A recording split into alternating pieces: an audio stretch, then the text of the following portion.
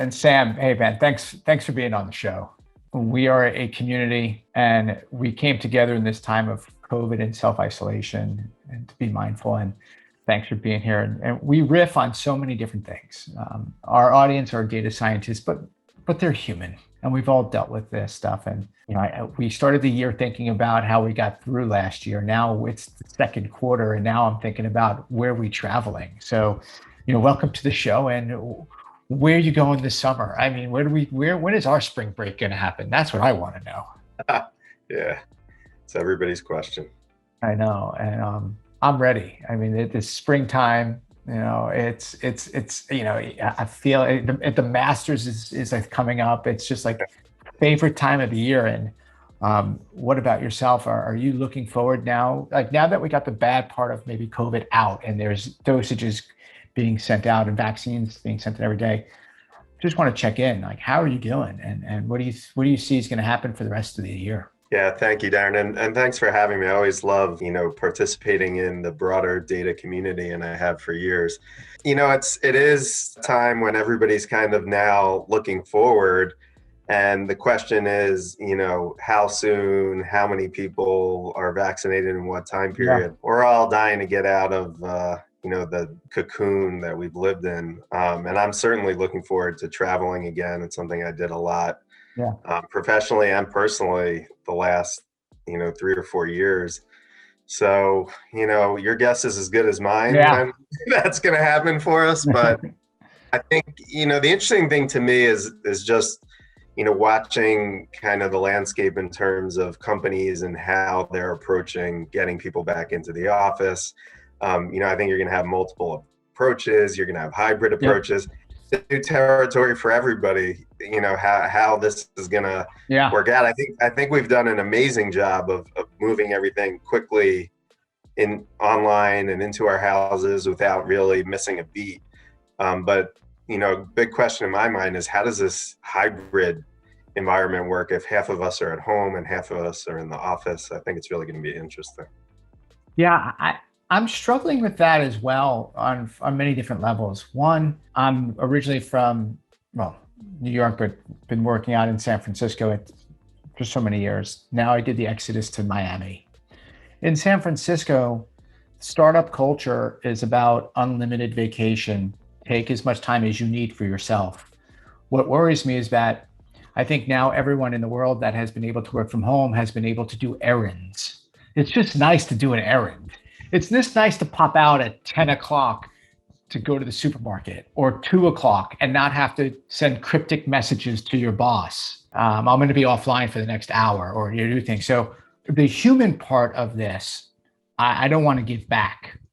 I don't want to work for a place and accrue of one vacation day every 4 months to burn just to go to the doctor. So, I mean, to me, these are weird things that I think about. I mean, the work will get done. The world has proven the work will get done, and you don't have to be in the office. I want to rethink vacation days. I want to rethink, I would have a block for just not vacation days, like errand days, or just use these to take care of the errands. Just as a human, it's just nice just to not be so structured. And I just random thought on that. What are your thoughts? I think it is, looking back, from 10, 20 years from now, I think people are going to just be amazed at the change, really a revolution in the workplace culture and that flexibility. And people will be going, really? You sat at your desk from 8 a.m. till 5 p.m.? How did you guys do that? It'll be like when you looked at your parents and they said, we didn't have a TV. Like, yes, the world has changed. And I think for the better, the flexibility that we have, and we proved, I think what was holding back, and what would have taken 30 years of studies and committees in the corporate culture, looking at how to do remote, I think we proved overnight that we could have flexibility and we could work from home, and we didn't miss a beat on the productivity side. And I think CEOs saw that and said, wow, this really, we didn't miss a beat. In fact, we might be more productive this way, and our real estate costs are going to go down. Yeah. So it's a win-win across the board, I think, for employees and for corporations. And I do agree, it'll never go back to what it was. And that's a good thing for It's the way you said that. I never thought it. I thought of it a lot. I never thought of it at that angle. And the way you were talking about it, and just the way we're on a live feed, and he's a super great looking guy. I was thinking of Don Draper, and I was thinking about like Ad Man. We were like, who would drink during the office? Hey, come in. Do you want to have a meeting? Do you want a cocktail? Like that was a thing. Hey, do you mind if I smoke in here while we have this? Like that was a thing. And you're right. I just the way you said that, and I look at those old shows, and they would just have meetings and smoke. And are you gonna have a drink right now? You can't do that. The three martini lunch was a mainstay on Madison Avenue for a long time. I mean, it's not so far removed from that. I totally agree. You're right. And I don't have kids. I have nephews. And to your point, I was on a podcast yesterday with someone who has a son, and he was saying his son is 10 or 11, and his son is like, homeschooling with Zoom. And his son is saying to his dad, Dad, I have a hard stop at 1. We have to get back. And he's like, dude, my son is 10. He has a hard stop. He's 10. Right. Hey, Dad, I have like a 15-minute break, for my teacher. Then I got a hard stop. And I mean, my nephew also on this riff, he's like, I don't know why I have to be in school for 8 hours. Like, we're good after 4. Like, I got it. It's just like so many good, delightful things are happening in this state of chaos or of a pandemic. And it's, I don't make a lighthearted of it. So many people have died. It's a serious thing. But the quality of life, I think, for everyone, I believe if we can stay with this will be just incredible. On your side, where are you calling? I don't even know. Where do you sit and what's going on in the state there? What's going on over there? Yeah, I'm in close to Washington, D.C. Okay. For me, it's been a really interesting time. You mentioned you moved from the West Coast to Miami during this time. Yep. It was a time of change for everybody. For me, I left a company I was at for 16 and a half years. I was at Discovery Inc., which I'm sure is familiar to you and your listeners from watching, great shows on HGTV, Food Network, Discovery Channel. And I was at that company for 16 and a half years. The last 4 of it, I was commuting to New York before COVID. So I worked with our ad sales group on a data-driven platform. And I took a train from DC to New York every Monday or Tuesday morning and came back, Thursday, Friday. And then when COVID hit, I think everybody kind of just was looking at the world again and going, I kind of said to myself, I really don't want to go back to, traveling every single week and looking for things in the DC area. I happened to notice that there was an opportunity at AARP Services, which is the for-profit subsidiary of AARP, the largest not-for-profit member organization in the country, right? 38 million members, with a great mission to improve people's lives as they age. Yeah. And I was like, if there's a time, this is it, and this is the opportunity. Yep.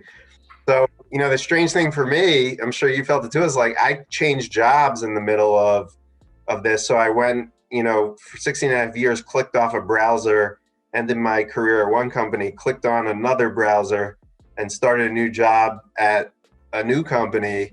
And so 5 months I've been at AARP, and, it's going really well. I haven't met any of these people in person. I don't know how tall they are. I'm like, are you, my boss, I'm like, are you 6'1"? Are you 5'10"? Like, I've never seen it standing up.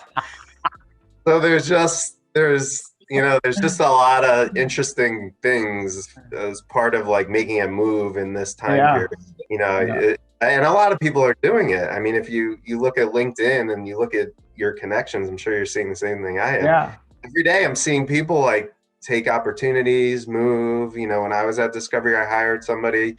At AARP, I've just hired somebody, all through kind of virtual interaction. So it really is great. Interesting time. Now, I want to dig in there because you're an adult, and you've had as an adult, you've a working adult, not an adult, a true adult. So, how was it to be onboarded in this environment emotionally? How they do? And I'm not saying they did good or bad. It's just hard. That's a better way to phrase it. But I mean, you can be able to articulate it differently because you're an adult. You've hired so many people. You've onboarded people. Now, just like you said, you haven't met people. So, what was it like? I'd say there's pluses and minuses in this situation, and I thought about this a lot. Obviously, the downsides are pretty obvious. You don't have the same ability to build personal relationships. And that's really important when you're starting a job, to build those relationships, because one degree or another, that's how work gets done, through the relationships you're able to build, especially at a senior level. And then, in terms of meeting your team and building that camaraderie, my team at AARP, the data and the insights group had just come together, but that hasn't happened, with the physical team together. Right. So those are all kind of the obvious downsides of starting a job virtually. I do have to say the onboarding process at AARP was great. My boss Awesome. having to spend hours with me to get me up to speed, which was really great. But I will say the silver lining in the whole thing was I was able to schedule around between 40 and 50 intro meetings with the senior level executives across the board in different units and subsidiaries, because it was half-hour Zoom meetings, and I was able to knock those out. It's 11 to 11:30, 11:30 to noon, 1:30 to 2. And it was draining. I'm not going to lie. Like, honestly, at the end of those days, I was drained because I was going back to back on these intro meetings. But in every intro meeting, I learned more. And at the end of that meeting, I'd say, okay, who are the 2 or 3 people you think I should talk to? And before I knew it, I had done 50 intro meetings in the November and December time. I was pretty much up to speed a lot faster than I would have been in a regular environment. That would have taken me months between walking to conference rooms, finding, there are multiple buildings. The culture wouldn't have supported. So I kind of look at that as the silver lining, but the downsides are there. I just want to say with the positive, because I want to just highlight this to everyone that's listening. This is an adult. Your first 90 days at a new job are important to understanding the landscape and everything. And what I love about what we're going here is 2 things happen. The senior executives aren't traveling, so we're able to get on senior executives' calendar. When we have the conversation, who else should I be speaking with? I mean, this is textbook gold, because 2 things are happening. You're able to get on senior leadership's calendars because they're not traveling 200,000 miles a year, just like you're not. And then the other thing you said, which I agree with, is the time to get to a conference room when you're knocking on the door, you're waiting, hey, I'm just wrapping up, like all of those stresses. And well done. Well, absolutely. I still think is textbook best practice. And I'm so happy that you were able to do that, because I tell people to do that, and hearing you say it and talk about it, well done. Yeah, it's I when I walked in, people told me it's going to take you 6 months to a year to get up to speed, and 3 months in, not that I have all the answers, but I feel like I had a good handle on the basics. No, absolutely. I used to take that train when I was in New York to DC. Yes. On this rant, I have accidentally been in the quiet car on my phone, and I got yelled at, and it was honestly accidentally. Have you ever been slapped for being in the quiet car on the phone? And it was clearly just a mistake. I mean, have you been on that one? Yes, I have. With me, a slightly different scenario, but similar result. I went with a coworker, and we were talking as we were getting on. We didn't even notice. Right. And like we went on, we were talking to each other. And we sat down. I think people let you go for like the first 5 minutes, and then it's like, we're like, whoa, we're having a work conversation. And they're like, oh, this is the quiet car. We're like, oops. So we got up and left. Oh, I totally been. I had actually a lot of time on that train, and I do have to give props to Amtrak. It was 99% reliable. Got me from DC to New York and New York back. There is something for me that I find just still very charming and romantic about the train over the plane, because you can take the plane. I enjoy the train, and some people might say it take longer, but there's something just relaxing about the movement, and just sometimes dozing off and looking outside or getting back. I'll tell you, here's the deal. I mean, first of all, for a train, you can walk up to the station. I had it down to a science. I was walking onto the platform 5 minutes before the train showed up, okay?